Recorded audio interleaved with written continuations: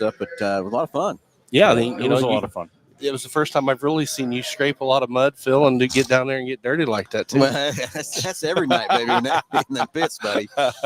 You were just crew chief, and you don't like see I normally him scraping mud very often, but good thing I snapped a picture, right? Oh, you snapped a picture on me, did you? But just remember, paybacks are tough, buddy. I know, but no, it was great. I mean, that's a really cool event. I mean, that was our first time ever going out there, and it was a lot of fun. I mean, the cold weather aside, I mean, I'm really glad we made the trip. I mean, like Phil said, we learned a lot about pitting the late model and what we need to do, and just I'm excited to get our race season going out here in the Plain States. While you guys were learning about race cars, I was learning about the concession stands and different things that they had going on. And I'll tell you what, they have a good thing going up there. They do. Their concession stands are unreal. Phil made us eat before we went to the racetrack, remember? Yeah. Because we weren't sure, and that was probably the best food that we had at the racetrack, But it was awesome. They made it an event. They had guys playing music out there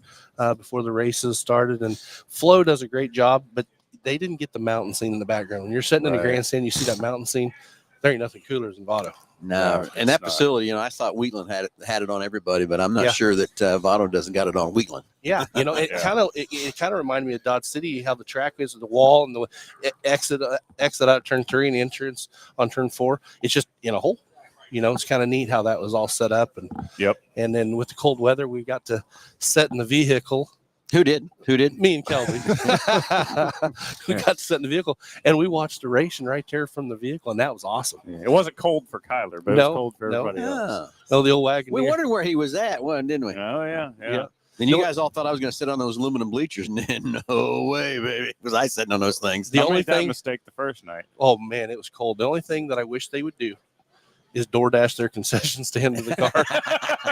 Because it was a long walk over there. Yeah. But Josh, did you hear that? Josh got on the screen. He's down there taking care of technical stuff. But Josh, you hear that? He had a long walk to the concession stand. Well, I certainly apologize about that. So we got live this morning. The mic wasn't on, so it's on now. Everybody can hear. Yeah. So any questions coming across there we need, Josh? Yeah, we just had a couple of Delbert with us this morning. So Good morning, Delbert. He's actually Delbert's here live today. And then Rex says, "Come on, jump on the camera for a minute, Delbert." There you go. I've got Rex says, "Good morning, fellas," and then Dalton, "Hey, thanks for letting us know we didn't have any sound, but we're good to go now." So yeah. But going back to our schedule, we went down there and like you said, while you guys were learning on the race car, I learned the different racetracks. It's fun to go to the different racetracks and see how they do things, and they put on a great show, and it gave us some ideas. I took some good notes from that to make our shows at Dodge City and at Salt City a lot better. It's just cool to go learn from different facilities. But on tap, we're sitting here next to Keith Kuntz's booth, and we're starting the series, the season out of Dodge City with High Limits. But one of the most things I'm excited about is to get Keith and his group here. That's going to be 200 micros coming to Dodge City. It's going to be incredible. How awesome is that? And I got to experience it. Kelby got to race it at Port, and it was just an unreal event. And we're so excited to have Keith and his crew come and do that Give Back Classic at Dodge City. Well, let's get into everything you're doing at Dodge City, because you got a lot of huge races coming up, buddy. Yeah. So like I said, we're going to start with the High Limits, which is it's going to be awesome. I mean, to have 410s back at Dodge City, it's been, I think 2020 was the last time the World Outlaws were there. And so to get those guys to come back to Dodge City, and we're going to piggyback with Amarillo. So thanks to Marcus for taking that show the night before. But okay. What else on your, you got more races than just that one. What else? Other big. Yeah. So then we got some weekly shows. And what's cool this year about our weekly shows is we're bringing my United Rebel Sprint Series in weekly, as well as the United Rebel Late Model Series in weekly. We made the business decision to get rid of the stock car division. The car counts were just not there. So we are going to run sprint cars weekly, and we're going to run late models weekly as well. So that's going to be part of our core classes. And then in May, we've got the Give Back Classic, and then we have the ASCS coming back with the national tour for the Steve King Memorial in June. I'm so excited to have the Dave Garman again at Dodge City. This will be the third year that we've hosted that, and thanks to Steve and his family for allowing us to pay tribute to Dave and what he did in the motorsports world. We had 38 late models last year, and it was a great show. The first year we did it, it's going to be 39 this year. 39, because there's one more coming for sure. I've talked to a lot of the stock car guys. A lot of the stock car guys have went out and bought late models, and some of the sport mod guys have too. So hopefully we can hit maybe 45. That'd be really cool to get that tier for third year. Each year it grows, so that's important. If it's 39, I'll be happy with that, as long as we can grow that deal and make something of it. And then we've got a lot of we have another regional ASCS show. The Western Plains region's coming out. Then to end our season, we have got the USAC National Non-Wings. And Tommy's excited to bring them back. It's been a lot of years since the USAC guys have been to Dodge City, and they're excited to come back there. If you haven't seen a USAC non-wing 410 sprint car show, oh man, you'll be in for a treat, especially at a track like Dodge City. I bet they'll have those things pitched sideways by the middle of the back straightaway. Wouldn't that be awesome? That's good. I'm so excited. I was a little worried about it being in October, but if Votto can race with snow on the ground, why can't we? Right? Why can't That's right. we? Yeah, I thought a lot about that too. Talking about the schedule at Salt City. So we'll get into that schedule here in a little bit. But thought of the same thing. Why can't we race a little longer? I mean, if Votto's going to race in that colder temperature, I guess we could, right? Yeah, I mean, you go back to Votto, their main grandstand was probably lacking of what I felt like it should be for that caliber of race, but they're streaming on it. And Flo does a good job about giving back to the racetracks as far as streaming rights go. I can't imagine the numbers. Everybody I talked to said, yeah, we were watching that race. You were down there? Yeah, we were down there. We watched it, So that's neat that people tune in for shows like that. And I think they said they were giving out like over $350,000 worth of purse money that week. That's it was a big week. Yeah. That's a big week. So you need to come out and support that. If we can get out there as racers and get people can come out there and watch live, but it was still a good crowd. But they had quite a few race cars. I don't know where their car count ended up compared to previous years or stuff like that, but it didn't seem like the weather shied anybody away from not on the race car point side. Yeah, it even brought Kansas guys down there, and some like Troy Gimmel and them traveled from Oklahoma to come down there and race their modified, and Tyler Davis from Wichita. So that was kind of cool to see some of our local guys down there racing too. Yeah. Yep, sure was. Give me a fun season at Dodge City. We talk about Votto, but it just pumped us up. It got me pumped up to get everything going for this season. I just can't wait to go. We got a couple months here before we can go race. Is a problem. But yeah. So anyway, hey, got a couple questions, at least a question or two. Here is Tim Daniel wants someone to explain tire doping. Nick, you want to take that one? Yeah. I don't want to talk about it, so you can talk about it. Well, hey, here you go. Just put me on the spot here, why don't you? But no, there are some chemicals that you can concoct on your own, and there are even some companies that make some chemicals that you can put either on the outside of your tire or on the inside of your tire that will chemically change the compound of the rubber on that tire. Basically making it softer. Making it softer when that tire builds heat. Everybody that does it, I guess. Everybody does it. Everybody that does it. Everybody that does it. Everybody that does it, I guess, claims they've got a concoction that's undetectable, but I've never heard anything that got sent to a tire lab come back and not get detected, I guess. There was, I think maybe Tim, I saw the video here. It looked probably the promoter here got on and someone taped him talking about tire doping here. Well, it was Cody Cordell, the director for the ASCS. He's the tech director here. He said, we'll catch it. We don't care what it is, it'll catch. We'll catch, yeah. So, but anyway, it's a way that has been done over the years, and now these companies have been able to run the tests and stuff. And basically, you just take a sliver of the tire when the race is over and send it off to a lab, and they can find it. But you go back to tire doping. So, like, Simple Green will soften a tire, but everybody cleans their tires with Simple Green. When we raced karts, we would douse our tires with Simple Green and wrap the things. And they would soften those tires up. Yeah. Where do you draw the line? I guess you do what you feel like you got to do until you better have a drometer. I guess if it drometers, that's kind of how we check but it. a lot of times you can treat the tire and it won't change it, on the durometer. But I mean, in this day and age with the tire teching kind of becoming a part of tech, in general, especially at some of these bigger races. I mean, what I've, as the tire, distributor, what I've always told racers is hot water out of your pressure washer. Clean and your that's tires. all you need. Yeah. Don't spray anything on them. When you go to the car show, don't spray tire shine all over the tire. Don't do any of that. Just clean them with hot water, and that's it. Yeah. And like you said, Nick, that's all the tire needs to get clean from that part. So, Tim, I hope we answered your question on that. And and one of the things I would say is being from the distributor side and being able to have the advantage of going to Hoosier and looking at how they manufacture the tire and then the research and development that goes into the tire and everything like that. Like if there was like tuning a diesel now, right? Like if the manufacturer could do something to that tire and make it a little bit better, I think they would, right? Well, and still be able to keep the structural integrity of that tire. Well, and here's the thing of it, Josh. Let's go back to what everybody complains about the G60. It's too hard. It's got plastic in it, all that kind of stuff. But IMCA made that tire be that way to give it less traction.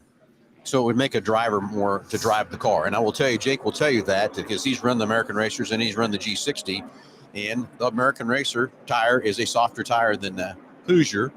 And it is a lot harder to drive without Hoosier tire. So now what the YMCA is trying to do is can guys go in and soften that tire and change it? Yeah, sure could. But I think I think on the IMCA tire in particular, I think the way that tire is constructed and the way that synthetic rubber is on that tire, we already know that tire management on the IMCA tire is really important. You know what you can get out of that tire, and if you go beyond that and try to get more out of it, we know what can happen with that tire. It's happened to us. I think when you take that tire with that kind of rubber and you go out there and you try to chemically alter it, I think at the end of the day you're probably going to be hurting yourself because you're really going to risk that tire just coming apart and chunking out anyway. Yeah. So when you talk about tire prep, there's prep out there, right? That will help the tire wear itself too, right? Like the make the tire last longer. Well, okay, so let's get into that, man. We everybody does exactly the same. When you're on American Racer, you're on a Hoosier. You first start off, you grind the tire with a sanding pad, and then that's another theory that everybody's got a different opinion. What pad to use, how fast to turn it, what grit to use, all that kind of stuff. And then we go in and we actually groove the tire. And IMCA back in the COVID days decided to let people start grooving tires, which I wish they would take that away. I think that changed it too much. Yeah. For what that tire is supposed to do. The grooving needs to go away, but I don't know how IMCA is going to stop it. Do you, Nick? No, I don't. I really don't. I don't either. So anyway, then the next thing, Kyle, we're going to, we'll sipe the tire, which is little razor blades. And that's another art, is being able to know how deep to go, how wide to go, how many to put in there. So there's all kinds of art there to do that. And that's where we've made it the Hoosier tire fail, is we have grooved them too deep. I ruined one of Kelby's tires one time before he was getting ready to go out for a heat race on his cart. Yeah. Got a little too deep. Yeah. And, you really got to be paying close attention to what you're doing when you get that groover or that siper in your hand, because if you get down to where you make that vulcanization of the rubber onto the carcass vulnerable, I mean, because a tire, when it gets hot, everything expands, and then when that starts to stretch, and if you put a little razor blade slit through that bond onto the carcass of the tire, well, when that tire gets hot, now all of a sudden it's that wide, and that's when you see, that's when you start seeing delamination and you start seeing tread chunking off, is because it can't hold any longer, and it just rips off like a Band-Aid. So one of the old ASCS drivers told me one time, he said that they don't dope tires because they felt like it was wearing out their sidewalls. The tire wouldn't flex as well, or it flex too much. Does it affect the sidewalls when you dope a tire? It can, because the sidewall's rubber too. And but it's a harder rubber, probably, right? It is, yeah. It's a different rubber, but I don't. Yeah, it's really kind of hard to say. I mean, I think there's probably so many different types of chemicals that you could treat the tire with that, they could probably do different things. But so bottom line is, let's not do it. We're not going to catch it. Yeah. We don't have to spend money to send it off to Blue Ridge and get it all checked out. I'm not a chemist for one, and that seems like a whole hell of a lot more work. Right. So, well, and I don't know, and like you said, Kyler, too, does it really help the performance or does it not? Or if you run a 30-lap race, is it really performing better through that whole 30 laps, or is not? Is the tire management, is that tire going to last as long? I don't know. There's a reason there's rules, and the reason it's there, and it's the reason that tire is set there. But Josh, to your point, is if they could make a better tire, I know they would, and make it do what it needs to do from that part. But again, there's opinions out there like, everybody's got one, right? Well, and the thing about racing, though, and what I've seen just in the several tracks we've been to here lately is the compound of the dirt is so different at each one of them too. Like that's got to be a huge equation in a lot of ways. This you set up the car, Yeah. Not only is it the moisture, but just the actual dirt itself. Right. It's crazy. Well, Josh, when we get to the track and then that trailer's full of tires that Jake is prepped and ready, and depending on what that track is, which tire we're going to throw on, right, Nick? That's right. He's got a different groove pattern for different stuff and a different sight pattern. And then, of course, then you got the stagger. Yeah. On the rear that you're in, from the left side to right side on both front and rears on getting that stagger right. There's more to it, deal and everything. We missed a few times, haven't we, Nick? We have. Shouldn't have, but we should have. It happens. And cars are different too. Like we've got one chassis that likes this, and we've got another chassis that likes this, and so I don't know. It's always trial and error. I don't feel like you ever have it down pat. I think it's always a little bit of trial and error because no two scenarios in dirt track racing are ever the same. No. The goal is, what can we do to make it better today? Right. Right. So anyway, I guess we kind of got a little bit too much there, Tim, but I hope we got all your answers on tire doping and what it amounts to from that part. So, hey, call in show 316-462-3673. Love to hear from you. Anything ailing your cars or what we're supposed to be talking about, but today it's racing. We're at the Chili Bowl hanging out. Josh, I don't know, how many years have we done this? I'm going to say this is probably our, 5th or 6th, Oh, it's more than that. More than that, dude. Yeah. Time flies when you're having fun. It does. Remember the first time we snuck in on the deal? I do remember that. Front gate. We couldn't get internet because we couldn't get an internet connection and all that kind of stuff. And Brian Holbert, the announcer, he used to get on with us, but they start racing. I've only heard about one race go so far. They start racing at 9. He used to start racing at 10, so Brian could always spend a little time with us on the show before we'd go, but he can't do that now that he's announcing. So he's a busy guy. Missed that part too. So anyway, 316-462-3673. Get your questions coming. We'd love to hear from you. If not, we're going to keep talking about racing and stuff. So, Kyler, have we covered everything new and exciting at Dodge City? I mean, and there's still a lot more to come. I'm pretty proud of our concession stands at Dodge City. And every year I change it up just a little bit and add things. And this year it's not going to be different. Looking at talking to some of my food vendors on how we can change it up a little bit. So there's going to be a surprise in food in the concession surprise. stand. Yeah, surprise. We're not going to release everything today. Yeah. Well, anyway, make sure you label everything correctly, Kyler. No. That was because I thought I was getting at Botto. I was getting a walking taco, but I ordered a Frito pie, and Josh had to have it, so I gave it to him. No, that's not how that worked out. And you said you wanted a Frito pie, and you got a Frito pie. That was it wasn't what I thought it was going to be. It was a pretty epic Frito pie, really. In your mind, you were thinking Waco Taco. Like I could see the wheels when they flopped that down on the counter. I went no, and you got it. I was Speaking of Frito pies, this is the Chili Bowl, and they do have a good chili stand here. So when this show is over, I will be having me a Frito chili pie. I've had those jump for that. Go order a walking taco and see what you get. Yeah, we was debating on the Philly cheesesteak though too, Nick. It's pretty damn good too. Oh man, we may have to do. Kyle, you got a Philly cheesesteak in your stand? No, I thought about it, but maybe that was a surprise. Now you ruined it. Way to go.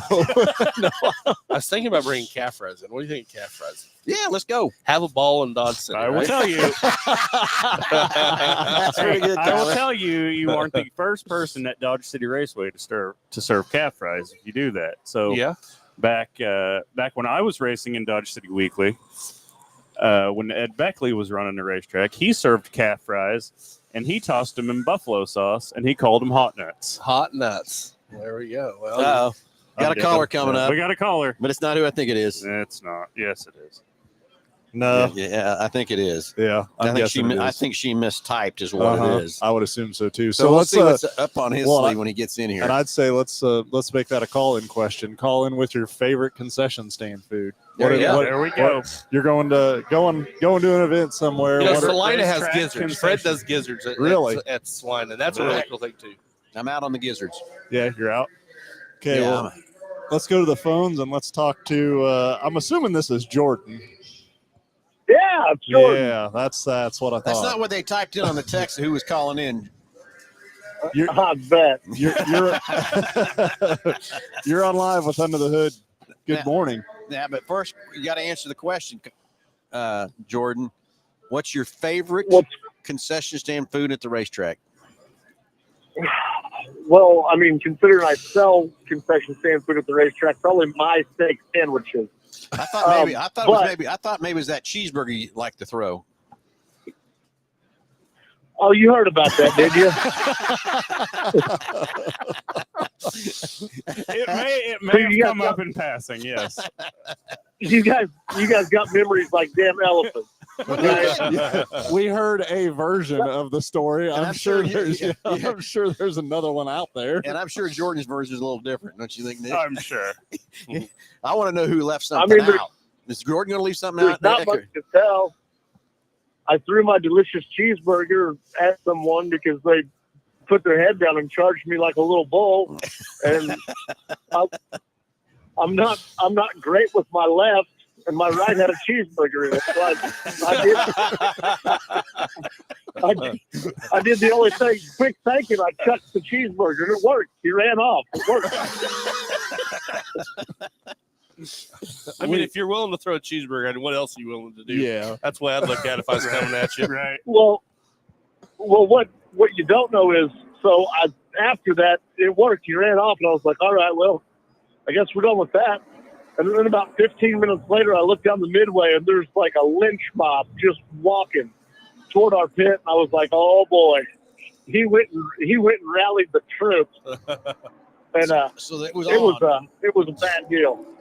All right. Well, I didn't mean to bring up the chili, flying the cheeseburger around, but I thought that was maybe your favorite food, so that's why I was just curious.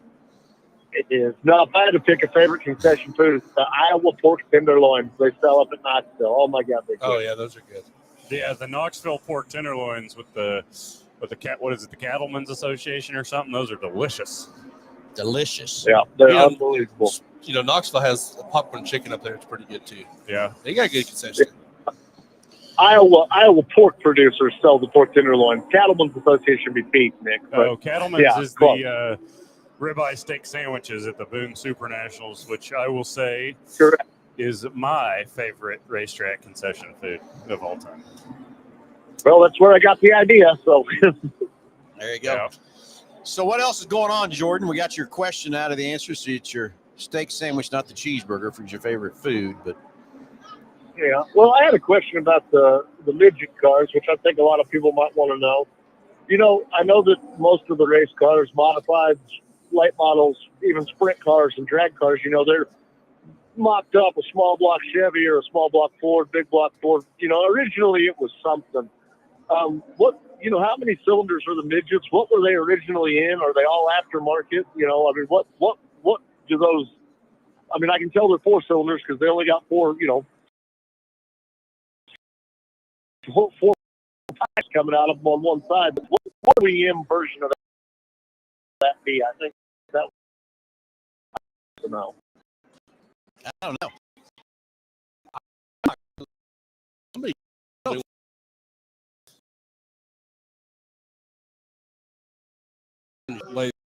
And it's I mean, it's like 3 type of motor, brands of motors running.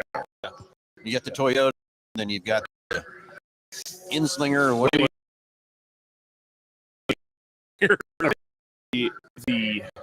So the original Esler engines were based model of inline. Okay. Of like stuff you're getting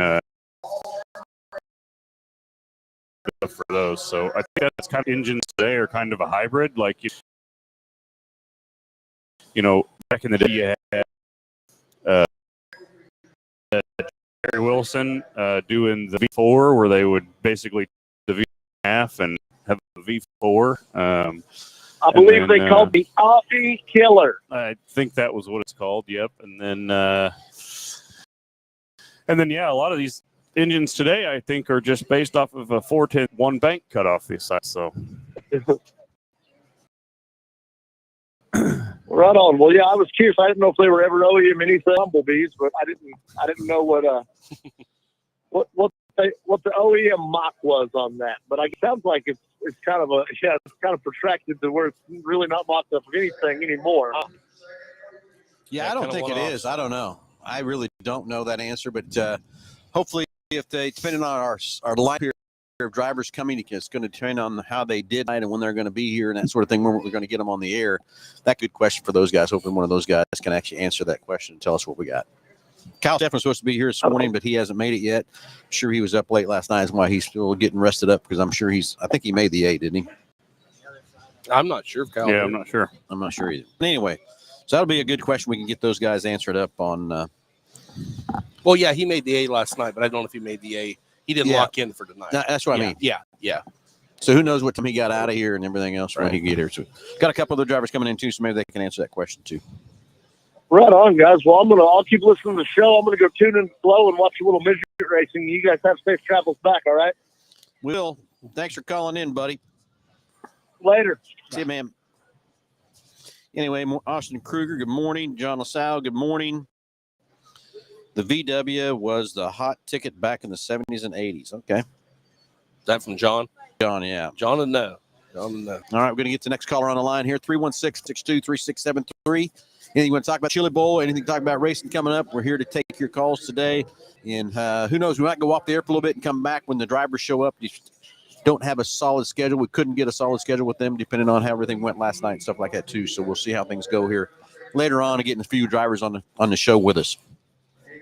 So, got another caller coming. Yep. We'll get them patched through and see what. And it's see what Brett Berry is calling in. Brett Berry. Let's see what's on Brett Berry's mind this morning when he gets on here, and he's coming up quick, right, Josh? Yeah. Okay, good. So we got him coming through, so we'll see what's on Brett's mind and stuff also. So, Nick, after getting done with Brett, we need to talk about Saltcity. Everything we got going on there, get everybody kind of updated on that situation. Our schedule is out. I've got it printed here on the table, but it's also out on the page, stuff too. So we'll get talking about that also from that part. So where is he at, Josh? We'll get him patched through. He's headed through. I'm sure. I'm sure of it. Through. We got a comment on the line. It says, "Good morning. It's sunny and 70 somewhere." Did you say that? It was Not from here. Bill Lindsay. Yeah, it was from Bill Lindsay. So, hey, let's go to the phones and let's talk to Brett. Brett, you're on live with Under the Hood. Good morning. Hey, what's going on, guys? Hey, Brett, how you doing, bud? What's up, man? Oh, good. Just working away. Are you? Big city of Hayes? Yes, sir. Yeah. Oh, yeah. How's- Nice cold up here. It's brisk 14 degrees and windy and beautiful day. Yeah. Any wrecks happening? I hope not, but in your sig, maybe, yeah. Weather good? Or Actually, I just finished working one now. I'm towing it back to the shop. All right. Very cool. Hope no one got hurt. Let's just hope it's Yep. Nobody got hurt. All is well. that's good. So, buddy, you ready to go some more racing? Where you at? What's happening, buddy? Oh, put together a new modified, and I have something else in the works as well. It's kind of a surprise, little different than what I've normally done, but I'll still be racing the modified as well. And no, it is not a sport compact. Well, I'm sure if it was, you'd find a way to win with it. But no, I wanted to add to the favorite concession stand. Oh, food. yeah. I'm Get that out of the sure- barrel. You too, yeah. I'm sure some would agree with this, but the steak sandwich out of Boone Speedway in Boone, Iowa is probably one of my favorite all-time concession food. Well, sounds like we're gonna have to go to Boone and check this concession stand out. I've never been. You never been? Yeah. No. Oh yeah, that's when we usually unload and that thing's up. This year, Brett, me and Nick and Jake were standing there waiting for them to open. Oh, really? hey, not to change the subject because I'm a little curious now. This surprise, does it involve a series of a car of a series that I own? I can't say that's too much information. Well, just give us a hint. Do I own a series that you could be racing in? Very possible. Okay, Yep. good deal. There's a chance that it is, and there's a chance that it isn't. We're either talking a wing or not a wing, so there we Yeah. go. Yeah. But no, I'm excited. I was going to ask another question, but I think that'd probably give it right away. So I'm not going to. Here's one of our guys we're going to interview too. Here, we've got our champion for Oh, the here. 305. Very good. I'll hop off here and get him on here. Yeah. So anyway, Brett, so are you getting ready to go and everything? Yeah, we're gonna try to race down in Texas here in a few weeks, and so we're trying to finish everything up with that and get ready for that and just try something new. I think my plans for this year were to race some local, but also I want to try new things this year. I want to travel places I've never been to and meet new people and just go that route in racing this year. I think is kind of my goal. Start fresh somewhere else. And Yep. I understand. make the best of it. And we'll see. I understand your point very well, Brett. And we'll see you next weekend, Brett, in Dodge City for our banquet, right? Yes, sir. I'll be there. You're a modified champion, so congratulations on that. And Yeah, look and thank forward to you guys for that and for always giving us a place to race and a place that I very much enjoy. And I guess thanks to all of you guys. I know all of you have a hand in that racetrack and surrounding racetracks, and I can't thank you guys enough what you do for racing. So thank you. Well, We appreciate it. That is a big cigar. Do you see that? Yeah, there's a comment on there. Somebody put it on there, said, yeah, Brett Berry in a midget car, and then it, ha. I don't know. That's somebody put that up there, so. I think it's meant for Brett, maybe, huh? Yeah. Yeah. All right, Hey, if the seat's open, I might be able to fill it. have race bag will travel. Yeah. Yes. Yep. There you go. Yep. Yep. Exactly. So, Well, anyway, Brett, good luck this year, and I'm sure we'll run into you somewhere at the racetrack Yeah. somewhere. is it the school bus division? Just tell us if it's the school bus division. Because I have school buses too. That is on the bucket list. I don't know if it's this year, but that's someday. Well, you can drive old Black Betty anytime you want to at Dodge City. We were talking about my debut bus racing deal, and I was wearing dudes and probably should have had a little more support probably than what I had. But Yeah. no, we appreciate you, buddy. Yeah. Okay, you bet. Have a great day, guys. Enjoy it. Good talking to you. Thanks for calling in, Brett. Don't work too hard, buddy. Bye-bye. All right, Jeremy Huey sitting over here waiting on us. We got Jeremy getting ready to get on here. So Josh is getting rid of the headset and stuff too. So we'll get Josh to keep on the technical side and get Jeremy on here. And good morning, Jeremy. I'm good, Josh. And there we go. Yeah, there we got him. You had your mic down. So where are we at in the suit? We're actually coming up here pretty quick. Are you? We're at L Main. Okay. Second L, L. that's not bad. Well, Okay. we won't keep you, but for you guys that don't know Jeremy is my 2024 United Rebel Sprint Series champion. So congratulations on that, Jeremy. Thank you. We look forward to crowning you next weekend. Good job, So buddy. Thank you. that's an awesome Thank you. feat. Thank you. When you race, the URSS is not a slouch in the 305 series. It's kind of the car counts are kind of staying steady. It's not as big as it used to be. We're trying to rebuild that and figuring out ways to do that. But the competition that you race against week in and week out with the United Rebels is just bar none, probably some of the best 305s. And he's proved it. He's won Eagle. He's won the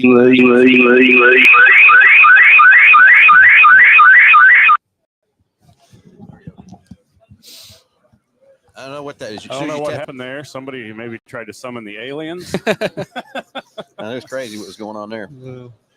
Anyway, so now we're back on track. Go ahead, Jim. Threw me for a loop. So tell us, how's your week been here? Let's talk about the Chili Bowl for a minute. It's been fun. It's new. It's different. It's First time? tough. first time. All right, Yep. good, I was expecting it to be a very humbling experience. Yeah. You know, as soon as you think you're something anywhere back home, and I mean, there's 400 guys here, and 300 of them are good at what they do, and they show up here, and then they're even better in a midget. And you know, it's my third time in a midget, and I have like 0 laps on a track like this, so it's definitely new.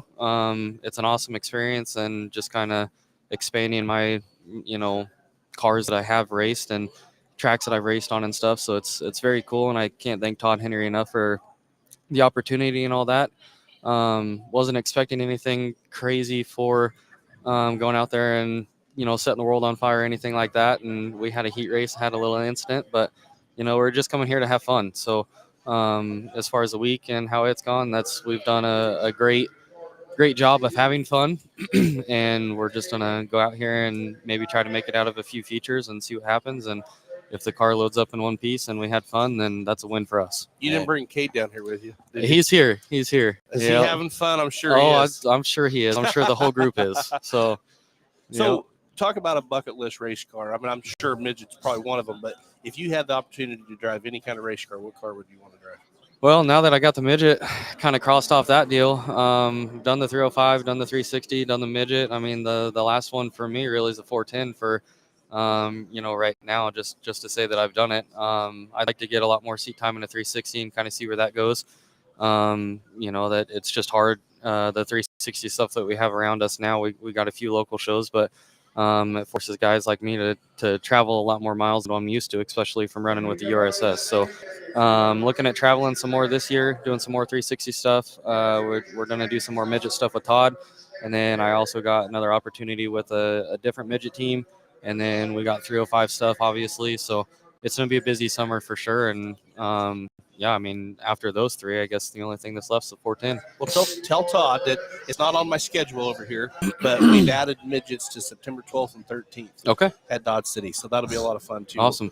It'll be there's an Oklahoma group coming up with Cody Brewer, and then it kind of paired with the Rocky Mountain stuff, what they're doing. So kind of a versus type deal, and that'll be fun to add that. But it sounds to me like you're just kind of an open wheel sprint car kind of guy. No fender things, no fender cars ever strike the fancy to you? No, I mean, it would be kind of cool. You know, everybody talks about how much different they do drive and stuff like that. But at the same time, just going from the 305 to the 360, I've found myself, you know, trying to get rid of those bad habits from one class to another. And then my heat race down here on Tuesday proved that as well.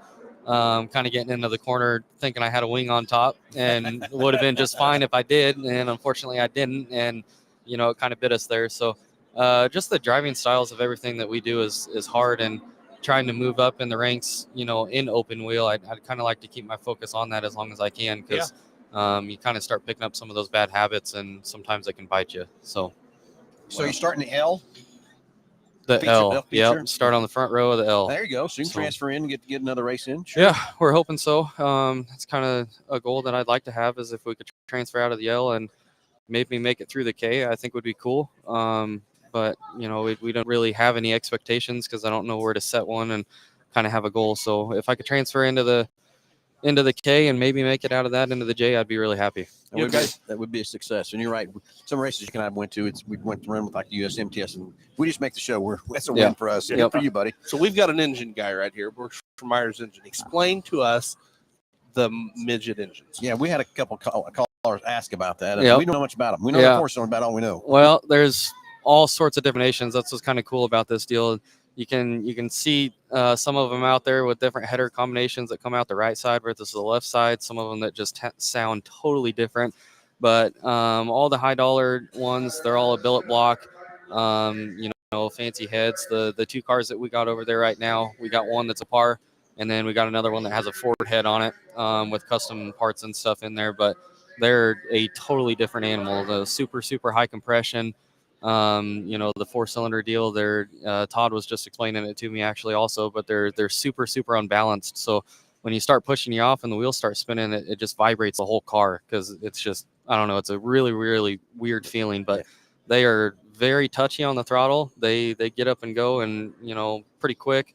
But so once it gets to RPM, the vibration goes away. Yeah, right? Yeah, it's pretty smooth once they get up there, but they're much louder than a sprint car, but the header's Louder? also Oh, right in your yeah. ear too, you know. But yeah, they're insane. But I mean, it's got an injection like a sprint car, just half of it on there, and then all different sorts of heads that guys run, different blocks, all sorts of different combinations. So it's kind of cool. Like the Race Saver stuff, we're tied down to, you know, you have to run this, you have to run that, the rules have to fit this, all of that, and that's not really what these are. It's Wide open, just as long as it's got pretty force. much. Yeah, it's really cool. So it's not based off any kind of a stock block of any manufacturer. Not necessarily. I think back in the day, I've heard stories of people using like certain blocks and V6 blocks and V8s and that were cut in half and all sorts of that. But mainly the stuff that everybody has now, it's all a cast 4-cylinder engine, or they're making all the high dollar Toyota motors and all of that. That's a billet block as well, just for weight and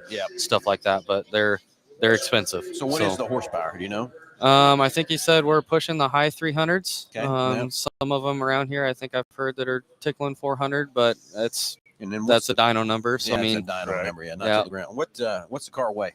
I think it's 1150 or 1250 with the driver. 300 horsepower and 1150. Okay, Yeah, let's go. So and they might even be lighter than that. I think the guy that was up here earlier this week said he's down to 1,012 pounds or something like that without the driver. So they're insanely light. No rule on weight, is there? No. This is kind of an open deal, right? It is. It's kind of run what you. They started making some more rules here and there on certain things. But yeah, it's, you know, not as wide open as what it used to be, but for the most part, it's kind of run what you brung. Yeah. So shifting gears again to the 305 side of things, you're a national champion for the URSS. Have you been walking by here and seen our schedule out all week? Oh, yeah. You've probably seen our schedule before we even released it. Yeah, I've seen it. And then, of course, everybody that's walking by here, they, you know, see the car and they take a picture and send it to me. So my phone's been blowing up and all that. But yeah, it looks like a really good schedule. I'm excited. I think that's kind of what our 305 series and sprint car racing around us kind of needs, is more of a weekly track that we can go to and try to build on that. So I think it'll go good. And I'm trying something a little different. Back in the day, we had different regions with URSS. So my goal this year with both the sprint cars and the late models was to give you a home base, okay? The 10 shows home base, and then you have 10, 11 shows outside that we're calling national shows. Some of these weekly shows will be weekly national shows because of the bigger paydays and whatnot. But, you know, like you, that somebody that's wanting to dabble a little bit in the 360, you can run for just weekly points or run just for national points or both, you know, and make a better payday. We're still working on our payout, but each one of those weekly and national is going to pay a points fund. Okay. Right now, we're probably looking to like 1,000 to 1,500 to win like the weekly, and then the 2,500 to 3,000 to win the national. So, at the end, you have a pretty good payday to win the national championship with the weekly. Yeah. But it gives you the opportunity to go out and experience some different things too, or just take a weekend off and go to the lake. Right. You know, I'm excited the way we've tailored this to hopefully get more drivers to follow it. You know, last year we tried to do 2-day pairings. We did a really good job with it, but we had a lot of shows, and you only missed 2 shows all year long. You know, so there was a heck of a commitment to go run with the URSS like you did. So we appreciate you, Jeremy, and everything that you guys do, and Myers Engine does. And I know you work for Craig. He's been a huge supporter of us for a lot of years. So, like I said, it wouldn't be the same without you running our series. But awesome. Well, thank you. Well, anyway, so got the L to go. Hope you get in the K. It's going to be pretty cool. Yeah. Excited for you. And we root for you, that's for sure. Okay. Well, thank you. Going back to we didn't ask about concession stand foods. Now, I remember him growing up and starting out.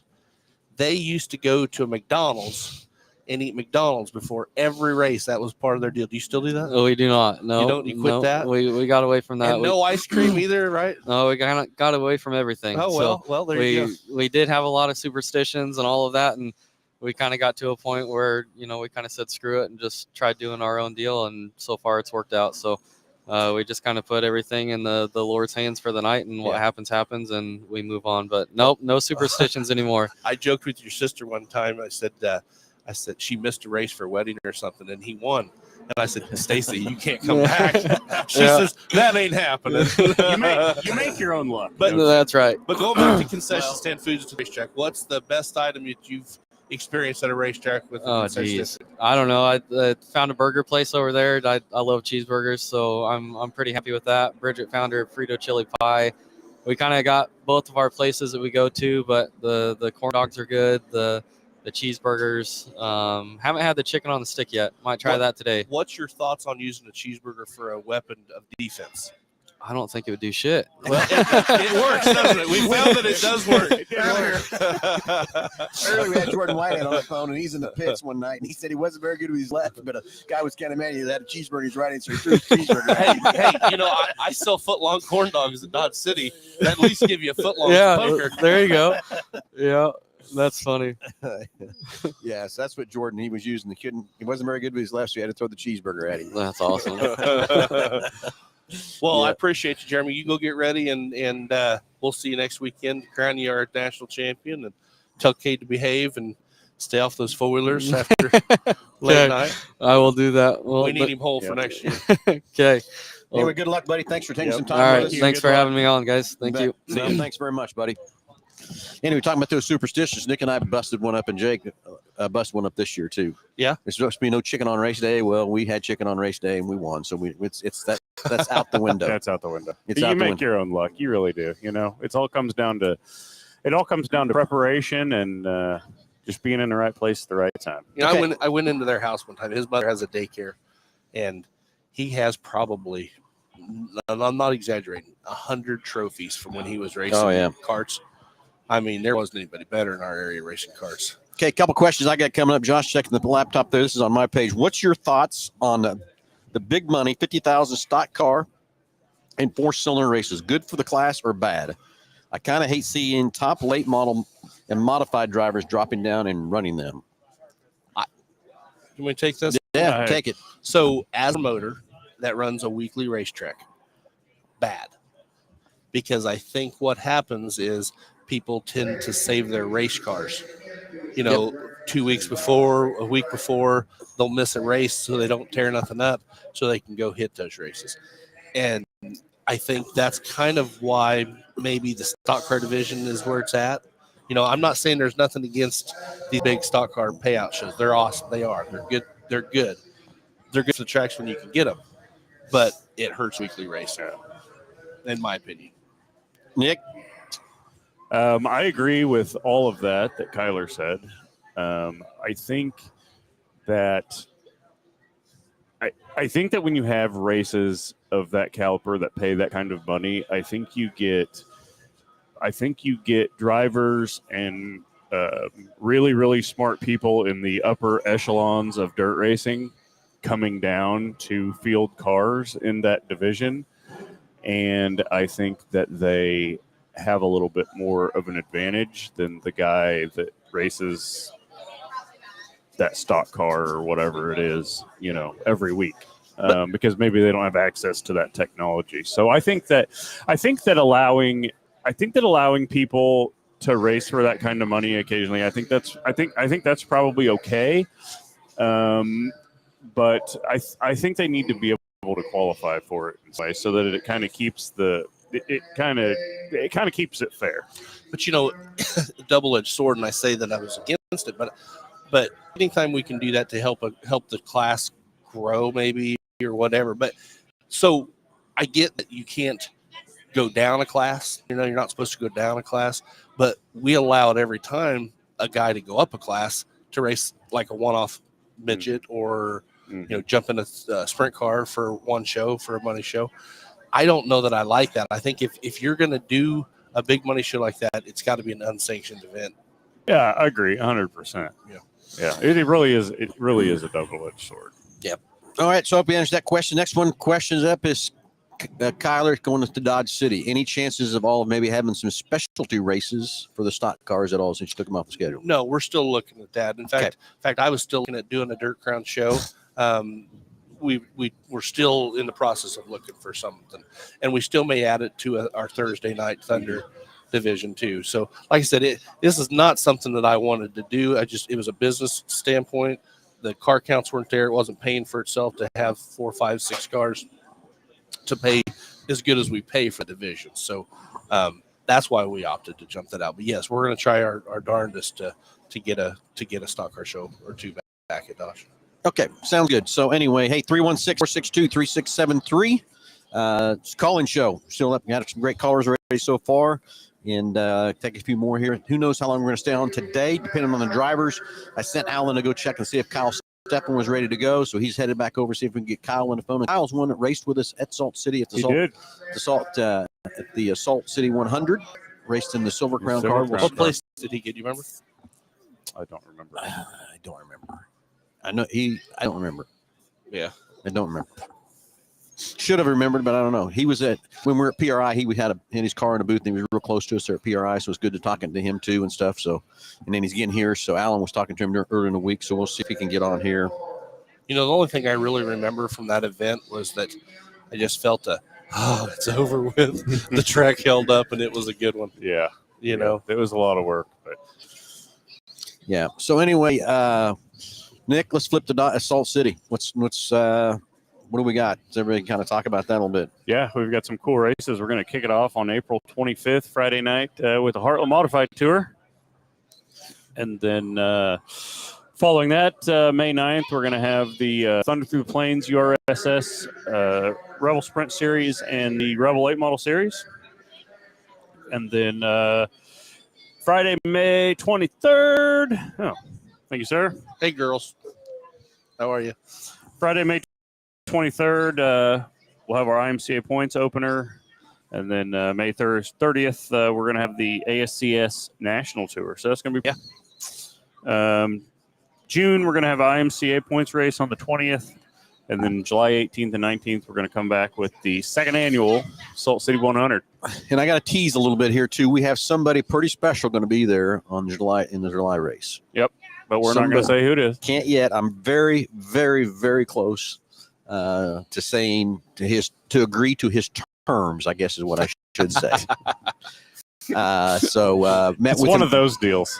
Met with him at PRI a little bit, and then he's been calling me since we left PRI and stuff too. So stay tuned for that little tease. But you're not going to want to. So you're going to want to be at the Salt City race in July. I promise you that. So and then August 22nd and 23rd, we're going to have another 2-day race in August with the Rebel 8 models. Have a 2-day late model race. And then September 19th will be our final points race. And then October 10th and 11th, we're going to have a 2-day ASCS national race there at the half mile. That's going to be awesome. But, going back to the late model stuff, it's so awesome that we've changed our late model rule package to partner with the Sooners on that show too. So it'll be the Rebel late models with the Sooners. And now even the Rev guys, we're all on the same rule package. So it's going to be nice. I think it's going to build our car counts and help that to where they can go interchange a lot easier than it would be to have to take restrictors out and do all that kind of stuff. Kind of recap that, because I actually got a phone call yesterday that was asking me to clarify these rules, and I really couldn't answer all of his questions. Sure. But so there's not going to be any carburetor restrictors. No, it's a super late. You can pretty much run whatever you want for engine. Yeah. And we're going to restrict the better engine packages with the tire compound. Yeah, it's going to be just tire compound. So if you're running like an all aluminum, you'll be on a harder tire than you would be if you're running all steel motor, which would be on a 2. We are going to allow the only difference between us and the Sooners is on that 525 motor, that LS 525. We're going to allow 3 instead of a 4. We'll allow 3 on the right rear. On the right rear, yeah, open left front and everything, but. Yeah, and then spoilers. Just the right rear on a 4? No, on 3. On the 525 crate, you can run a 3 on the right rear. But just the 3 on just the right rear, not on the left rear. Yeah, you can run the other type. You can run 3s wherever you want. Yeah. Okay. I just said right rear. That's why I was just clarifying that. And then so then you have like a 8-inch spoiler on a like the all aluminum. You can run an 8-inch spoiler. But like on a 604, you can run a 12-inch spoiler. So between tire and spoilers, that's how we're even in the play. 12-inch spoiler. To me, that slow the car down. It just makes it get a bunch of traction. Yeah. Just soft tire and a big spoiler. You basically don't have to lift. Okay. Game on. So, Okay, what else on Salt City? Anything? That's it. We got a few classes still to nominate there too. We got to get which nights we're going to run the super stocks yet, and that sort of stuff too. And we forgot the sport classes on July race too. Are you going to let me do the Wall of Death at Salt City? We were talking about that. Well, we talked about it on the way here. I know, but you got to tell the listeners what is that. So you were flying the plane with you ready, Josh? So what we're going to do, right? I'm going to get on a motorcycle, and we're going to build this frame, and there's going to be some lattice work and whatnot. We're going to light it on fire, and I'm going to go. How was that again? Break right through it, and the crowd's going to go wild. What do you think, Nick? And I'm not even going to charge you. I'm not even going to charge you to do it. I mean, we need to call Dave Labor, make sure we're okay. Okay. He's probably here running around somewhere. Okay, Ed Beckley Jr., let's get her built. Well, I ain't going to jump nothing. I'm just going to go right through it. Maybe you can maybe you can ride Josh's Harley. There we go. Or Josh could ride behind with me. Harley. Josh, could you ride on the back with me? Yeah. You know, Beckley did that one time. He jumped like 10 trucks, and he had a girl on the back of him. So, no, I think that's going to be fun. We're going to do that. Or should we do the bus? Well, we could do the bus too, but I think the Wall of Death sounds a lot funner. I got life insurance now. Kyler has life insurance now. I can't hear you, but we got a special guest coming on, and he is a former Chili Bowl winner. All right, sorry I couldn't hear with the headphones on. Hi, I'm Phil Nightingale. Jay Drake. Jay, Nice to meet you. So, what year did you win, buddy? 2001. Congratulations and great job. Thank great you. job. Thank you. So, from 2001 to 25, how much have these cars changed? Cars themselves, not a lot really. Okay. A lot of the components obviously have been improved. Shock packages are tons better than they were back in the day. Your basic chassis design is not a lot different than it was then. We're down to cars are obviously lighter nowadays. Probably more horsepower. Yeah.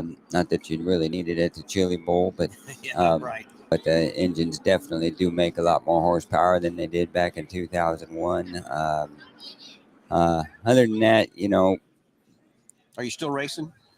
driving? Yeah. No. I got way too old and broken for that. So, I got it. So when'd you stop racing? last year I raced anything was 2011. 11. Yeah. No, very cool.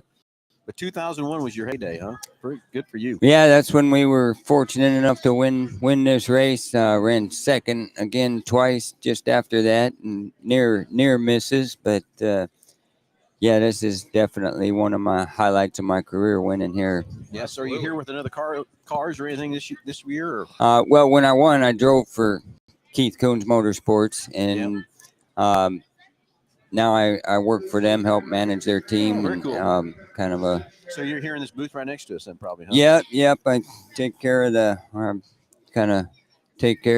T-shirt operation. That's one of my many tasks. Kind of operate that, make sure they got everything they need for that, and then work on day-to-day business in the office. And yeah, very cool. We're going to see you at Dodge City on May. What is it? 15th, 16th, and 17th. We got KKM Give Back Show. Yeah, Dodge City. We're looking forward to that. Like I said, we have big sprint car shows coming, and I'm excited for them. But I am most excited about this. I love watching those micros. Yeah, Keith's little micro series is taking off. Oh, man. Well, I think what do you have? 7 events last year, and I think they're at 10 or 8 again for this coming year. It's a pretty big show. It's that thing is growing fast and builds a lot of excitement. And that pays like a $10,000 to win, right? Or they get a Chili Bowl ride. The final at Port City, the Give Back Classic, pays. What is it? It's either you can take the $15,000 prize winning, right, or I think it's $7,500 and a ride at the Chili Bowl Nationals in a Keith Coons midget. And I guarantee you, if it was me, I would take the 7,500 of Chili Bowl ride. Yes. Because they're in a better. Almost all of them have so far. Yeah. So it's a pretty big prize to get to race. Everybody racing micros, I think, has dreams of stepping up into midgets, and especially racing at the Chili Bowl with a top tier team. Who was the champion at one? Cale Drake won the race. And obviously he already races for us in the midgets, so he already had the opportunity to come here and race at the Chili Bowl.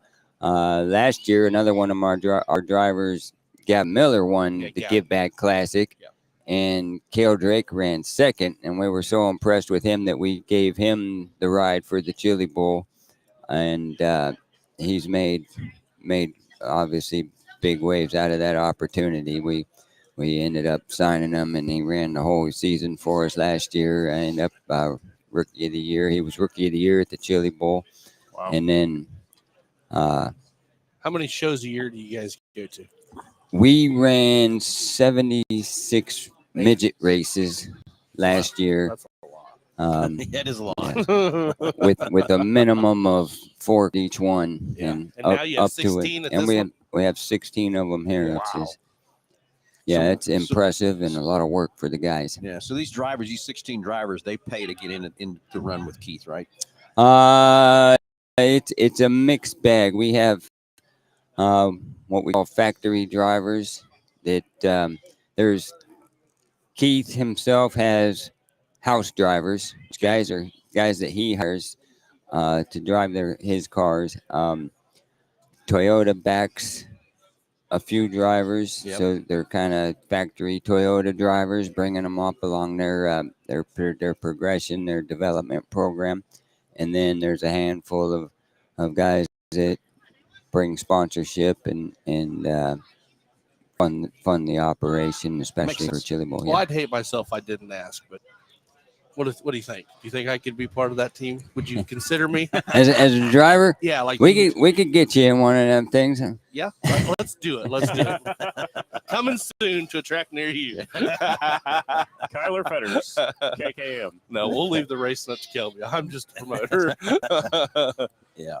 No, we appreciate you coming on. We really You do. bet. Thanks for having me. It's a good time. Like what you guys are doing here, and good luck with your season. Me too. Good luck selling the Thank stuff, you. and good luck for your drivers. And hopefully, one of your drivers will be.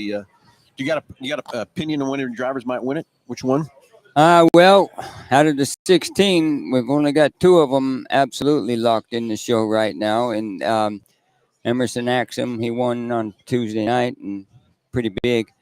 And I think Gavin Miller got in last night, almost won the feature and faded at the end there. Ran a good, strong second. But the other nights, Cannon was bad fast on Monday and then just kind of made a couple wrong decisions at the end and got bumped right out of the transfer spot. Buddy was super fast and had trouble all night long and still end up coming from the back of the feature to one spot out of the transfer. So we've got a pile of them right in the front of the B mains that are also going to get in there. So we're going to have quite a few chances there, and we're confident that they can get it done in 40 laps. There you go. It's 40. I thought it was 50. It's 40, is it? I think they backed it down to 40 the last couple of years. They had problems with the track rubbering up, with so many cars and so much track wear throughout the day. It's just hard to keep it good. So they bumped it back to 40 laps and hopefully to make a better race. But what's it pay to win? Do you know?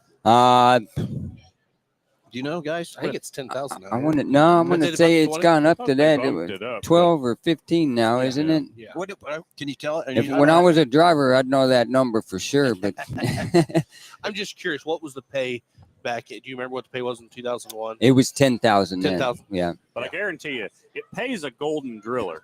Because I guarantee you still got that golden That's- driller sitting on your mantle, but that- that 10,000's long gone. That's the prize everybody's after Right. more than the money. All these drivers, they definitely want that golden driller. You get one of them on your shelf, and that's a sense of accomplishment for sure. No kidding. Absolutely. There's no kidding for sure. Well, anyway, thanks for hanging out with us. Thanks Yes, for the thank you. information. And Alan said you've been a great partner all week. Sir side with us, so great. Good That's neighbor. fantastic. You Has bet. Alan been a good neighbor? Oh yeah, Okay. We've Don't had lie, some fun. don't lie. He's been hospitable. He's let a couple of my guys come and sit their chairs in here and watch the big screen. So Yeah, well, fantastic. been Oh, yeah, been big screen's very right there, yeah. hospitable for us. Well, it's got to be. Everybody's got to get along, right? Yeah, for sure. It's amazing the people you meet and the relationships you meet in this racing world. That's for sure. Yep. We're all good friends, and it's a family atmosphere in the racing world for sure. It is. Fantastic. Well, thanks for hanging out a little bit. Good luck. And, You to bet. your Thank team. you guys. Nice to meet you. Yeah. And again, Yep. congratulations on the old Golden Girl in 2001. That's Yeah, pretty cool. thanks for that. Seems like so long ago now, but I remember it like yesterday. I know. I bet you do too. Good job, buddy. Okay, you guys have. You bet. Talk to you soon. Jay Drake. That was great. I couldn't hear what Alan was saying, but that's pretty cool. Yeah. 2001 winner to jump on here with us. So anyway, guys, I tell you, we need to go check on these other drivers, depending on where they're at, what their schedule's at. But I think we need to take a break and come back live once we get these other drivers up and stuff. So everybody, it's been a little longer show as usual, but we knew it was going to be. We had a couple drivers on. Yeah, a couple drivers already, more. So thanks for Jeremy hanging out with us. We'll see where the other guys are at. Kyle Steffen was supposed to be here, but I think he had something going on. So we're going to see if we can get him on here a little bit later. But we're going to take a break in a little bit. And so everybody stay tuned. We'll be back live. Who knows when, but sometime here in the near future before noon, we'll be back live again with some more drivers that we can round up around here from that part. And, and today was our release date for the URSS schedule. So Dalton says it's live on the Facebook page and live on the website. So check it out. It's all there and ready to go. Yep. Fantastic. All right, everybody, Stay tuned. Watch your phones for the notification. We come back live. We'll be back live here shortly and talk to a few more drivers. Everybody, thanks for watching and talk to you soon.